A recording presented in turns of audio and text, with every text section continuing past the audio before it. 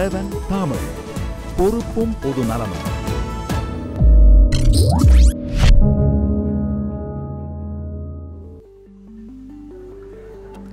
Zero அவருக்கு உங்களை வரவேற்பது நான் ரமேஷ்குமார். +2 பொதுத் தேர்வு முடிவுகள் வெளியாகியுள்ள நிலையில் இந்த ஆண்டு கணிசமான அளவில் முழு மதிப்பெண் எடுத்த மாணவர்களின் எண்ணிக்கை அதிகரித்துள்ளது. அது பற்றி தான் இன்றைய நிகழ்ச்சியில் விரிவாக விவாதிக்க இருக்கிறோம். அது பற்றிய விளக்கங்களை அளிப்பதற்காக நம்முடைய அரங்கத்தில் கல்வி ஆலோசகரான திரு ஜெயபிரகாஷ் காந்தி அவர்கள் இணைந்திருக்கிறார். அவரிடம் பல்வேறு விளக்கங்களை நாம் கேட்டு பெற இருக்கிறோம். அதற்கு முன்னதாக +2 பொதுத் தேர்வு முடிவுகள் தொடர்பான ஒரு செய்தி தொகுப்பை நாம் பார்த்து விடலாம்.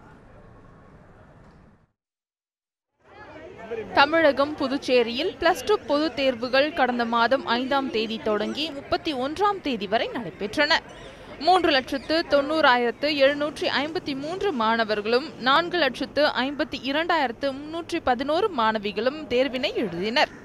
இது தவிர 42,000 தனி தேர்வர்களும் தேர்வு எழுதினர். ஒட்டுமொத்தமாக 8.85 லட்சம் பேர் தேர்வை எழுதினர். 2,377 மையங்களில் இந்த ஆண்டு +2 தேர்வுகள் நடைபெற்றன. +2 விடைத்தாள்களை திருத்தும் பணி மார்ச் 16ஆம் தேதி தொடங்கி ஏப்ரல் 18ஆம் தேதி வரை நடைபெற்றது. தேர்வு முடிவுகள் இன்று காலை 10 மணி அளவில் வெளியிடப்பட்டது. தேர்வு முடிவுகள் அரசு தேர்வுகள் இயக்ககத்தின் சார்பில் 4 இணையதளங்களிலும் வெளியிடப்பட்டன. மாநில அளவில் முதல் 3 இடங்களை பெற்ற மாணவர்களின் விவரங்களை பள்ளி கல்வி தேர்வுகள் துறையின் இயக்குனர் தேவராஜன் அறிவித்தார்.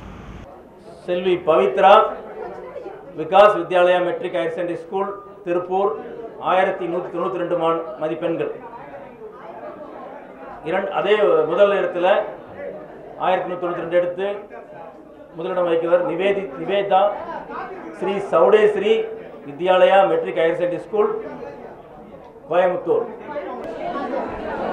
மாநிலத்தில் முதல் மதிப்பெண்ணை பெற்ற கோவையைச் சேர்ந்த மாணவி நிவேதாவுக்கு அவர் படித்த பள்ளி நிர்வாகம் மற்றும் அவரது பெற்றோர்கள் இனிப்புகள் வழங்கி வாழ்த்துக்களை தெரிவித்தனர்.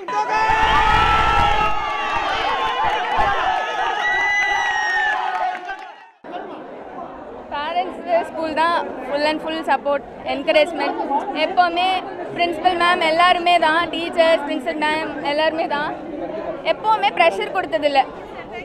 பேரண்ட்ஸ் ஆகட்டும், டீச்சர்ஸ் ஆகட்டும், எப்போவுமே ப்ரெஷர் கொடுத்ததில்லை. அதனால தான் மேபி நான் ஜாலியாக படித்து நல்ல மார்க்ஸ் வந்திருக்கு. மாநிலத்தில் முதலிடம் பிடித்த மற்றொரு மாணவி பவித்ரா எதிர்காலத்தில் சார்ட்டர்ட் அக்கவுண்டண்டாக விரும்புவதாக தெரிவித்துள்ளார். கேஜிலேருந்து இந்த ஸ்கூலில் தான் படிச்சுட்டு இருக்கேன். அப்போதுலேருந்து இப்போ வரைக்கும் இந்த கோச்சிங் வந்து ரொம்ப சூப்பராக இருக்குது. எல்லாருமே எனக்கு இந்த ரிசல்ட் வரதுக்கு எனக்கு எல்லாருமே ரொம்ப ஹெல்ப் பண்ணாங்க. ரெகுலர் டெஸ்ட் கண்டக்ட் பண்ணிகிட்டே இருந்தாங்க ஸ்கூலில். அது மூலமாக தான் I can achieve this mark. My ambition is to become a chartered accountant. அதுக்காக இப்போ நான் படிச்சுட்டு இருக்கேன். இதேபோல மாநிலத்தில் முதல் 3 இடங்களை பிடித்த பிற மாணவர்களுக்கு ஆசிரியர்கள், பள்ளி நிர்வாகிகள், பெற்றோர்கள் பாராட்டுகளை தெரிவித்துள்ளனர். மகிழ்ச்சியான கொண்டாட்ட நிகழ்வுகளும் அரங்கேறின. இந்த ஆண்டு +2 தேர்வில் 90.6% பேர் தேர்ச்சி பெற்றுள்ளனர். +2 தேர்வு எழுதிய 4,52,311 மாணவிகளில் 4,20,466 பேர் தேர்ச்சி பெற்றுள்ளனர். இதேபோல +2 தேர்வு எழுதிய 3,90,753 மாணவர்களில் 3,30,487 பேர் தேர்ச்சி பெற்றுள்ளனர். முழு மதிப்பெண் பெற்ற மாணவர்களின் எண்ணிக்கையை பொறுத்தவரை கடந்த ஆண்டை விட இந்த ஆண்டில் கணிசமான அளவில் அதிகரித்துள்ளது என்றே கூற வேண்டும்.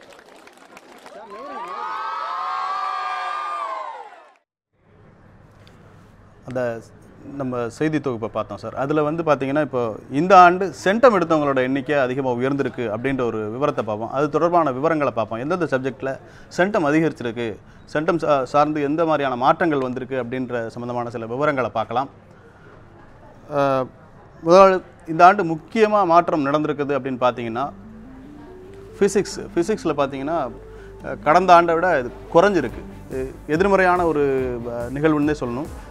2013 36 பேர் மட்டுமே சென்டம் எடுத்திருந்த நிலையில் 2014 அது 2710 பயங்கரமாக அதிகரிச்சது. இந்த ஆண்டில் பார்த்தீங்கன்னா அது 124 குறைஞ்சிருக்கு. அடுத்தபடியாக பார்த்தீங்கன்னா வேதியியலில் 1693 இருந்தது, 1049 குறைஞ்சிருக்கு. அதையும் பார்க்க முடியும் இந்த ஆண்டில். அதுக்கு அடுத்தபடியாக பார்த்தீங்கன்னா உயிரியல் பொறுத்த வரைக்கும் உயிரியலில் அந்த சென்டத்தோட இது படிப்படியாக குறைஞ்சிக்கிட்டே வர்றதை நம்மளால் பார்க்க முடியுது. இந்த ஆண்டு வெறும் 387 பேர் மட்டும்தான் பயாலஜியில் சென்டம் எடுத்திருக்கிறாங்க. அடுத்தபடியாக மேத்தமேட்டிக்ஸை பொறுத்த வரைக்கும் பார்த்தீங்கன்னா கடந்த ஆண்டோட ஒப்பிடும்போது பார்த்தீங்கன்னா கிட்டத்தட்ட 3 மடங்கு அதிகரிச்சிருக்கு. இப்போ இதில் இருக்கக்கூடிய மாற்றங்களை பார்க்க முடியுது. இந்த மாற்றங்கள் மாணவர்கள் அடுத்தபடியாக பொறியியல், மருத்துவம் இந்த மாதிரியான படிப்புகளை தேர்ந்தெடுக்க போகும்போது எந்த மாதிரியான விளைவுகளை ஏற்படுத்தும்னு நீங்கள் நினைக்கிறீங்க? இல்லை, கண்டிப்பாக இம்பேக்ட் இருக்கும் சார். இது வந்து ஆக்சுவலி நான் வந்து எப்படி சொல்கிறேன்னா, ஒரு எலெக்ஷன் நடக்குது, எக்ஸிட் போல் பண்ணுறோம், அப்புறம் ஆக்சுவல் ரிசல்ட். எக்ஸிட் போலுக்கும் ஆக்சுவல் ரிசல்ட்டுக்கும் நிறைய வித்தியாசம். அந்த மாதிரி தான் எல்லா தொலைக்காட்சியிலும் எல்லா நியூஸ் பேப்பர்லையும் என்ன சொன்னாங்க, இப்போ it's going to be very challenging, papers எல்லாம் டிஃபிகல்ட், கெமிஸ்ட்ரியில் சென்டமே வர்றது கஷ்டம், பயாலஜியில் சென்டம் வர்றது கஷ்டம். பட் பார்க்கும்போது மாணவர்கள் வாங்கி தான் இருக்காங்க. மேபி எண்ணிக்கை குறைவாக இருக்கலாம் பயாலஜிலையும் கெமிஸ்ட்ரிலையும், பட் டெஃபினட்டாக வாங்கியிருக்காங்க. அதே மாதிரி மேக்ஸ் ரியலி வந்து ஒரு அன்எக்ஸ்பெக்டட், இந்த அளவுக்கு ஒரு பெரிய ஒரு ஏற்றம் வந்து இது வரைக்கும் தமிழ்நாடு வந்து காணாது தான். 3000 பேர் 2500 பேர் 2000 பேர் சென்டம் ஆனது, இன்றைக்கி சடனாக வந்து 9000 3 டைம்ஸ் இன்க்ரீஸுங்கிறது கண்டிப்பாக ஒரு மிகப்பெரிய இம்பேக்ட் வந்து இன்ஜினியரிங் கட் ஆஃபில் இருக்கும். ஏன்னா இன்ஜினியரிங் கட் ஆஃபில் வந்து பார்த்திங்கன்னா 100 மார்க்ஸ் மேக்ஸு, 50 ஃபிசிக்ஸ், 50 கெமிஸ்ட்ரி. அப்போது மேக்ஸ் உடையது வந்து பார்க்கும்போது 9000 ஸ்டூடெண்ட்ஸ். எனக்கு தெரிஞ்சு அன்அஃபிஷியலாக நம்ம வந்து ஆய்வு செய்யும்போது 198க்கு மேலேயே வந்து இப்போ இன்றைக்கி வந்து மேக்ஸில் மட்டும் 15000 பேர் மேலே இருப்பாங்க. 15,198க்கு மேலே இருந்தால் அது ஒரு இம்பேக்ட் கண்டிப்பாக இருக்க போகுது இன்ஜினியரிங் கட் ஆஃபில். ஸோ இன்ஜினியரிங் கட் ஆஃப் வந்து டெஃபரெண்ட்டாக வந்து மார்ஜினலி இன்க்ரீஸ் ஆகும். ஏன்னா ஒரு பக்கம் மேக்ஸு, பட் ஒரு பக்கம் ஃபிசிக்ஸ் பயங்கரமாக டவுன் ஆகிருக்கு. 2000 ஆல்மோஸ்ட் 124 ரேஞ்சு. கெமிஸ்ட்ரி வந்து ஓரளவுக்கு கம்மியாக இருக்குது. பட் அந்த இம்பேக்ட் கண்டிப்பாக இருக்க தான் செய்ய போகுது. பட் எனக்கு தெரிஞ்ச வந்து ஹையர் லெவலில் நீங்கள் பார்த்தீங்கன்னா 0.25 கண்டிப்பாக இன்க்ரீஸ் இருக்கும் இன்ஜினியரிங்கில். உதாரணத்துக்கு வந்து ஒரு மாணவன் வந்து அனாலிசிஸில் போன வருஷம் 198 கட் ஆஃப் ஒரு கோர்ஸுக்கு இருந்துச்சுன்னா இந்த வருஷம் 198.25. இன்னும் கீழே போக போக கொஞ்சம் கட் ஆஃப் கொஞ்சம் ரைஸ் ஆக வாய்ப்பு இருக்குது. ஏன்னா நிறைய ஸ்டூடெண்ட் நல்லா பண்ணியிருக்காங்க. இப்போ உதாரணத்துக்கு ஒரு சுயநிதி கல்வியில் 190 கிடச்சிருக்கு, இந்த வருஷம் அது 190.5, 190.75. ஸோ கண்டிப்பாக இன்ஜினியரிங் கட் ஆஃபில் definitely there is marginally increase. But அதே வந்து நம்ம மெடிக்கல்னு பார்க்கும்போது definitely there is going to be little less. ஏன்னா பயாலஜியில் சென்டம் கம்மியாக இருக்குது, கெமிஸ்ட்ரியில், ஃபிசிக்ஸில் வந்து சென்டம் ரொம்ப கம்மியாக இருக்குது. பட் அதே 197, 198 நிறைய பேர் வாங்கியிருக்காங்க. இப்போ வந்து கேள்வியே வந்து எந்த அளவுக்கு மெடிக்கல் கட் ஆஃப் குறையும் அப்படின்னு தான் நம்ம பார்க்குறோம். அப்படி அனலைஸ் பண்ணும்போது நம்ம வந்து பார்க்கும்போது இப்போ இந்த அனலைஸ் பண்ணும்போது நிறைய ஃபேக்டர்கள் we need to keep in mind. ஏன்னா லாஸ்ட் இயர் ஸ்டூடெண்ட்ஸ், அதுக்கு ப்ரீவியஸ் இயர்ஸ் எத்தனை பேர் இருக்காங்க, அது எல்லாமே பார்க்கும்போது கண்டிப்பாக 0.5 மார்க்ஸ் கண்டிப்பாக குறையிறதுக்கு நல்லாவே வாய்ப்பு இருக்குது மெடிக்கல். உதாரணத்துக்கு வந்து 198.25 போன வருஷம் பிசி கட் ஆஃப், இந்த வருஷம் வந்து பார்த்தீங்கன்னா 197.75. பட் நிறைய மாணவர்கள்ட்ட கேள்வி வந்து சார் 197.5க்கு கிடைக்குமா அப்படின்னு பார்க்கும்போது அது depends on number of students previous year. அதாவது போன வருஷம் எத்தனை பேர் அப்ளை பண்ண போகிறாங்க இந்த வருஷம். அப்போ நீங்கள் பார்த்தீங்கன்னா போன வருஷம் ஒவ்வொரு கட் ஆஃப்லேயும் ஒரு உதாரணத்துக்கு 198 ஒரு 250 பேர் இருக்கான், 197.75 ஒரு 300 பேர் இருக்காங்க. ஸோ ஒவ்வொரு 0.25 ஒரு 280 to 300 வச்சிங்கன்னா 0.75 குறைஞ்சா கூட இது ஆல்மோஸ்ட் 1000 பீப்புள் ஆர் தேர். அதில் எத்தனை பேர் வரப்போகிறாங்க இந்த எண்ணிக்கை பொறுத்து தான் 197.5 கிடைக்குமா இல்லையான்னு தெரியும். ஸோ இப்போ cut off medical cut off is going mainly depends on how many previous years, last year students எத்தனை பேர் அப்ளை பண்ண போகிறாங்க பொறுத்து தான் இருக்க போகுது. But 197.75 is a very safe cut off. So cut ஆஃபில் நிச்சயமாக ஒரு மிகப்பெரிய தாக்கத்தை இந்த சென்டமோட மாறுபாடு ஏற்படுத்தும்னு சொல்கிறீங்க. இப்போ மற்ற சப்ஜெக்ட்லேயும் பார்த்தீங்கன்னா குறைஞ்சிருக்கிறத நம்ம பார்க்குறோம். இப்போ ஆனால் கணிதத்தோட அந்த வித்தியாசம் வந்து பெரிய அளவில் இருந்தது. அந்த அடிப்படையில் பார்க்கும்போது இப்போ மற்றவர்களோட தாக்கத்தை விட கணிதத்தோட தாக்கம் மிக அதிகமாக இருக்கும் அப்படின்ற கருத்தை பதிவு வச்சுருக்கேன். ஆனால் இப்போ சென்டம் எடுக்கிறதோட எண்ணிக்கை கல்வியோட தரம் உயர்ந்திருக்கு அப்படின்ற மாதிரியான ஒரு கருதுகோளாக நம்மளால் பார்க்க முடியுமா? இல்லை, அது நான் வந்து டெஃபினட்டாக நான் சொல்ல மாட்டேன். அது என்ன அப்படின்னு பார்த்தீங்கன்னா, அதாவது ஒரு விதத்தில் வந்து பார்க்கும்போது அதாவது நாம் வந்து என்ன படிக்கிறோம்னா ஒரு எக்ஸாம்பிள் பார்த்தீங்கன்னா இந்த வருஷம் +2ல் வந்து பார்த்தீங்கன்னா ஒரு கொஸ்டின் வந்து 10 மார்க்ஸில் மைனஸ் புக்கில் வந்து மைனஸ்ன்னு போட்டு கொடுத்துருக்காங்க, இப்போ வந்து ப்ளஸ்ன்னு கேட்டிருக்காங்க. அதே வந்து ஸ்டூடெண்ட் வந்து டிஃபிகல்ட் அப்படின்னு சொன்ன காரணங்கள்லாம் வந்து இருந்தது அப்ளிகேஷன் ஓரியன்ட். இப்போ வந்து அந்த மாதிரி பார்க்கும்போது இப்போ இந்த இது வந்து நிஜமாகவே ஒரு பெர்ஃபார்மன்ஸ், அதுக்காக நம்ம குறை சொல்லக்கூடாது. அதாவது மார்க் லிபரலாக போட்டிருக்காங்க, ஒன்று மேலே மார்க் அப்படிலாம் சொல்ல முடியாது. டெஃபினட்டாக இன்றைக்கி பெர்ஃபார்மன்ஸ் நல்லா இருக்குது. But same time still we can definitely still tighten அப்னு நான் சொல்கிறேன். நான் இந்த அளவுக்கு சென்டம் வந்து இருக்கக்கூடாதுன்னு தான் எங்களுடைய கல்வியாளருடைய எங்களுடைய இது. ஏன்னா சென்டம் போகும்போது அந்த ஸ்டூடெண்ட்ஸுடைய மைண்ட் வந்து ரொம்ப ஹைலி காம்படிட்டிவ் ஆகும்போது எவ்ரி பாயிண்ட் இப்போ வந்து நீங்கள் பார்த்தீங்கன்னா மேக்ஸில் 1 மார்க் கம்மியாச்சுன்னா rank is going to fall like anything. So ஒரு மார்க் வந்து அந்த இம்பேக்ட் வந்து டெஃபினட்டாக இருக்க போகுது. எதிர்மறையான ஒரு விளைவு இது ஏற்படுத்துறதுக்கான வாய்ப்பு இருக்கு. சட்டத்தோட எண்ணிக்கை அதிகரிக்கும் போது கட்டாப்போட அப்படின்னா question paper should be easy to ஓரளவுக்கு ஈஸி டு பாஸ். ஏன்னா கிராமப்புற மாணவர்களோ ஏதோ மாதிரி எப்படி அவனும் வந்து ஒரு கான்ஃபிடன்ஸ் இருக்கணும். அதே டைம் சென்டம் ஆனா it should be very difficult. அப்படி இருந்தால் தான் நம்ம ஒரு நிலையான ஒரு குவாலிட்டி ஆஃப் எஜுகேஷன் நம்ம கொடுக்க முடியுங்க. அடுத்தபடியாக பார்த்தீங்கன்னா இப்போ நம்ம ஒவ்வொரு கல்வி ரீதியாக பார்த்தீங்கன்னா கல்வி மாவட்டங்கள் அப்படின்ற அடிப்படையில் பர்ஃபார்மன்ஸ் வைஸாக வந்து சில மாவட்டங்கள் வரிசைப்படுத்தப்பட்டிருக்கு. டாப்பில் தேர்ச்சி விகிதம் அடிப்படையில் அதோட விவரங்களை நம்ம பார்க்கலாம். இப்போ முதல் இடத்துல பார்த்தீங்கன்னா விருதுநகர் 97.46% தேர்ச்சி பெற்றிருக்கு. அதே மாதிரி பார்த்தீங்கன்னா பெரம்பலூர் 2வது இடத்துல 97.25%.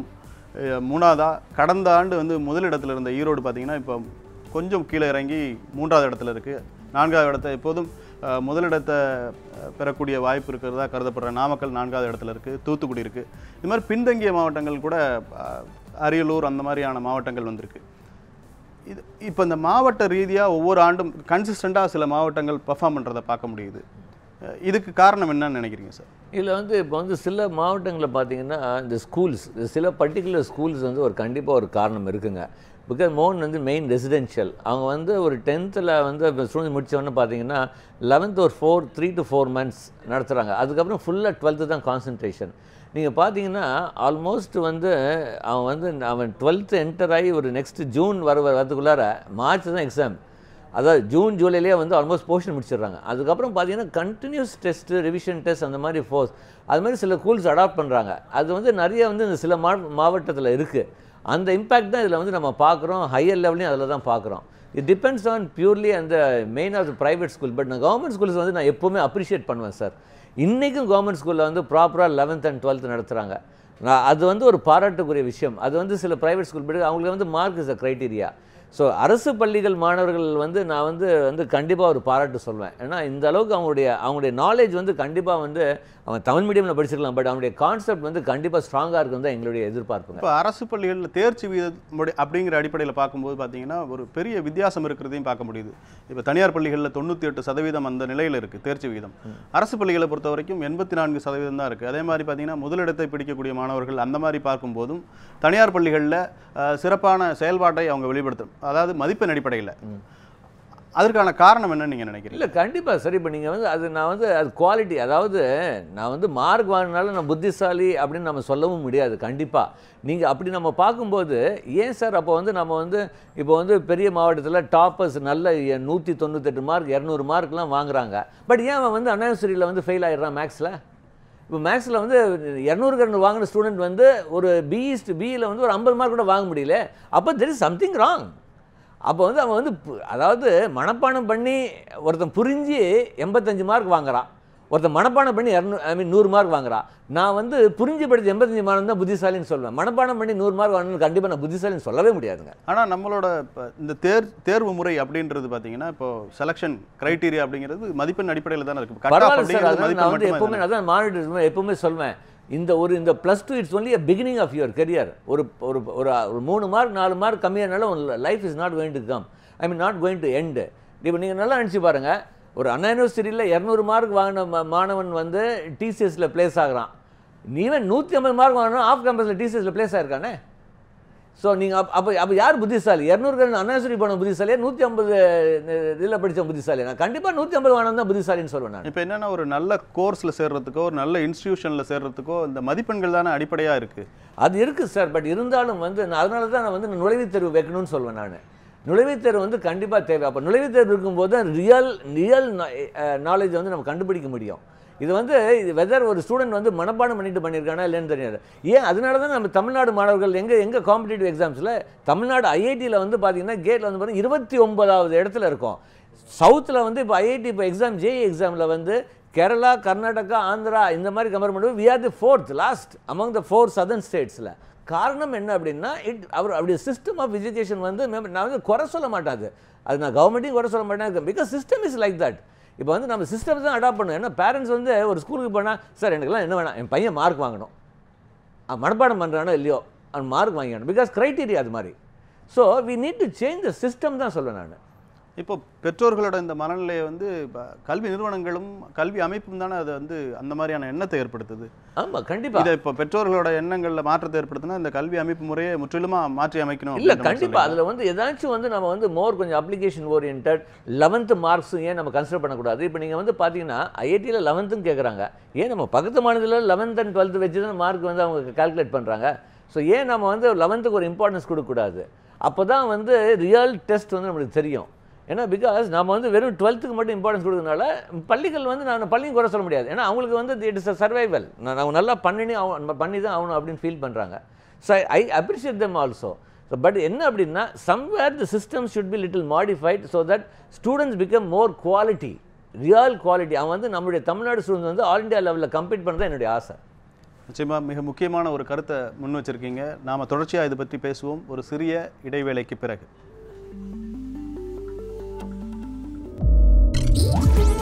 நியூஸ் 7 தமிழ், பொறுப்பும் பொது நலமும்.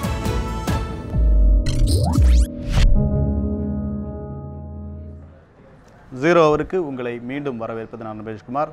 தொடர்ச்சியாக நாம் பல்வேறு விஷயங்கள் குறித்து விவாதித்துக் கொண்டிருக்கிறோம். தேர்ச்சி சதவீதம், அதற்கான காரணங்கள், அது பொறியியல் மற்றும் மருத்துவம் சேர்க்கையில் ஏற்படுத்தக்கூடிய தாக்கங்கள் குறித்தெல்லாம் நாம் பேசியிருக்கிறோம். அடுத்தபடியாக சென்னையில் இருக்கக்கூடிய மாநகராட்சி பள்ளிகளில் மாணவர்கள் சிறப்பான மதிப்பெண்களை பெற்றிருக்கிறார்கள். அது குறித்த ஒரு செய்தி தொகுப்பை முதலில் நாம் பார்த்து விடலாம். சென்னை மாநகராட்சி பள்ளிகளில் தேர்வு எழுதிய 6202 மாணவர்களில் 5290 பேர் தேர்ச்சி பெற்றுள்ளனர். இதில் முதல் 3 இடங்களை மாணவிகளை பிடித்துள்ளனர். மாநகர பள்ளிகள் அளவில் சென்னை சைதாப்பேட்டை மாநகராட்சி பள்ளி மாணவி சௌமியா 1169 மதிப்பெண்கள் பெற்று முதலிடத்தை பிடித்துள்ளார். 10 டிசம்பர் அன்றைக்கி எங்கள் அப்பா இறந்துட்டார். அதுக்கப்புறம் 1 மந்த் நான் ஸ்கூல் போகாமல் இருந்தேன். அதுக்கப்புறமா நான் வந்து திருப்பி ஃப்ரெண்ட்ஸ்லாம் ரொம்ப ஹெல்ப் பண்ணாங்க. வாங்கி ஃப்ரெண்ட்ஸ்கிட்டலாம் நோட்ஸ் வாங்கி ரொம்ப கஷ்டப்பட்டு படித்தேன். நைட் அண்டே படித்தேன். அதுக்கப்புறம் அந்த 2 மந்த்ஸ் ரொம்ப கஷ்டப்பட்டேன். ஃப்ரெண்ட்ஸ்லாம் ரொம்ப ஹெல்ப் பண்ணுவாங்க.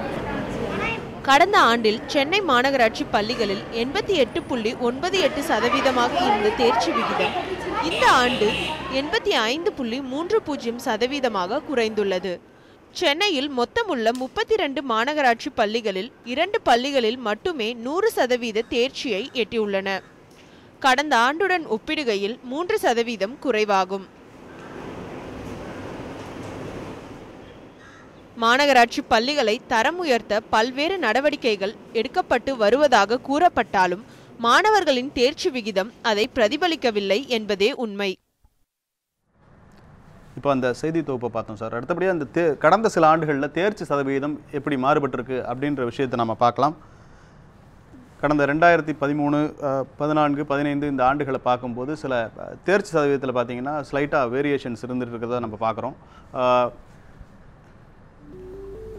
உதாரணத்துக்கு பார்த்தீங்கன்னா 2013 88.1%, இதில் மாணவிகள் தொடர்ச்சியாக வந்து கன்சிஸ்டண்ட்டாக அவங்க பெர்ஃபார்ம் பண்ணுறதை பார்க்க முடியுது. இப்போ இந்த மாறுபாடுகளை நம்ம பார்க்குறோம். கடந்த 2 ஆண்டுகளாக கிட்டத்தட்ட ஒரே மாதிரி தான் இருக்குது. இந்த ஆண்டும் கடந்த ஆண்டும் 90.6% இருக்குது. இப்போ நகராட்சி பற்றின ஒரு செய்தி தொகுப்பை நம்ம பார்த்தோம் சார். அதில் பார்த்தீங்கன்னா அந்த பொண்ணு வந்து பேசும்போது சொன்னிச்சு, அவங்க அப்பா இறந்து போன நிலைமையிலும் அந்த 2 மாதத்தில் கடினமாக படித்து அவங்களுக்கும் பெரிய அளவில் வித்தியாசம் இல்லை. ஆனாலும் பார்த்தீங்கன்னா தனியார் பள்ளிகளில் படிக்கக்கூடிய மாணவர்களுக்கு கிடைக்கக்கூடிய பல்வேறு வாய்ப்புகளும் விஷயங்களும் இவங்களுக்கு கிடைக்கிறதில்ல. அதையும் மீறி இந்த அளவுக்கு சாதிச்சிருக்கிறாங்க. இருந்தாலும் தேர்ச்சி சதவீதத்தில் மிகப்பெரிய ஒரு இடைவெளி இருக்கிறத நாம் ஏற்கனவே பேசணும். 84, 98 அந்த மாதிரியான இந்த இடைவெளியை குறைப்பதற்கு என்ன செய்யணும்னு நினைக்கிறீங்க? நகராட்சி பள்ளிகள் அல்லது மாநகராட்சி பள்ளிகள் அதோட கல்வித்தரத்தை மேம்படுத்துவதற்கு, தேர்ச்சி விகிதத்தை அதிகரிப்பதற்கு என்ன நடவடிக்கைகள்லாம் எடுக்கப்பட்டால் சிறப்பாக இருக்கும்னு நினைக்கிறீங்க? இல்லை, கண்டிப்பாக. நீங்கள் ஒரு ப்ரைவேட்டில் வந்து பார்த்தீங்கன்னா சார், இப்போது நிறைய பேர் அது வந்து ஒரு வந்து ஸ்டூடெண்ட்ஸ் மத்தியில் வந்து ஒரு நெகட்டிவ் ஃபார்ம் இருக்குது சார். எல்லா டாப்பர்ஸையும் ஒரு ஃபஸ்ட்டு A கிளாஸ், கொஞ்சம் மீடியம் என்ன B கிளாஸ், புரியுதுங்களா? They divide according to the class. இப்போ நம்ம கார்ப்பரேட் ஸ்கூலில் அதெல்லாம் பண்ண முடியாது. It's not possible in corporation government school. அதாவது ஒரே கிளாஸில் வந்து பார்த்தீங்கன்னா ரொம்ப பாட்டமும் இருப்பான், டாப் லெவலும் இருப்பான், டாப் லெவல் ஸ்டூடெண்ட்டு. பட் அவன் டீச் பண்ணும்போது வி ஹேவ் டு கிவ் இந்த மீடியம். நான் என்ன சொல்கிறேன் அப்படின்னா, இன்றைக்கி கவர்மெண்ட் ஸ்கூல் டீச்சர்ஸு நிறைய திறமை இருக்குது சார். இப்போ கார்ப்பரேஷன் ஸ்கூல்லேயும் நல்ல டீச்சர்ஸ்லாம், பிரமாதமான டீச்சர்ஸ்லாம் பார்த்துருக்கேன். சில ஸ்டூடெண்ட்ஸ் வந்து என்கிட்ட சொல்லியிருக்காங்க, கார்ப்பரேஷன் சார் எனக்கு மேக்ஸ் நல்லா சொல்லி தராங்க சார், ஃபிசிக்ஸ் வந்து கொஞ்சம் I am not very happy. அதே எனக்கு பக்கத்து கிளாஸில் ஃபிசிக்ஸ் நல்லா இருக்குது அப்படின்னு. நான் என்ன சொல்கிறேன் அப்படின்னா, கார்ப்பரேஷன் ஸ்கூல்ஸ் கூட ஒரு இன்டெகிரேஷன் இருந்து, இப்போ ஒரு ஸ்கூலில் வந்து ஒரு ஃபீட் நல்லா இருக்குது, ஒரு மேக்ஸ் நல்லா இருக்குது, ஒரு ஸ்கூலில் கொஞ்சம் மேக்ஸ் கொஞ்சம் ஆவரேஜ் டீச்சர் அப்படின்னா அவங்க நடத்திட்டோம். எக்ஸ்ட்ரா ஒரு 1 hour வந்து அந்த நல்ல டீச்சர் வந்து can come and take some important chapters மட்டும் எடுத்து கொடுக்கலாம். கண்டிப்பாக there'll be a difference sir. ஏன்னா அந்த ஒரு exchange of good teachers between the corporation school பண்ணாலே எனக்கு தெரிஞ்சு கண்டிப்பாக there'll be rise in the numbers. மிக முக்கியமான ஒரு கருத்தை, இருக்கக்கூடிய வளங்களை பயன்படுத்திய, இருக்கக்கூடிய ஆசிரியர்களோட திறமையை பயன்படுத்திய நகராட்சி பள்ளிகளோட தரத்தை வந்து உயர்த்த முடியும் அப்படின்ற முக்கியமான கருத்தை சொல்லியிருக்கீங்க. நம்ம பல்வேறு விஷயங்கள் குறித்து விவாதித்தோம். அரங்கில் எங்களுடன் இணைந்து உங்களுடைய கருத்துக்களை பகிர்ந்து கொண்டதற்கு நன்றி. 0 hour இத்துடன் நிறைவு பெறுகிறது. நாளை மற்றொரு தலைப்பில் 0 hour விவாதிப்போம். நன்றி, வணக்கம்.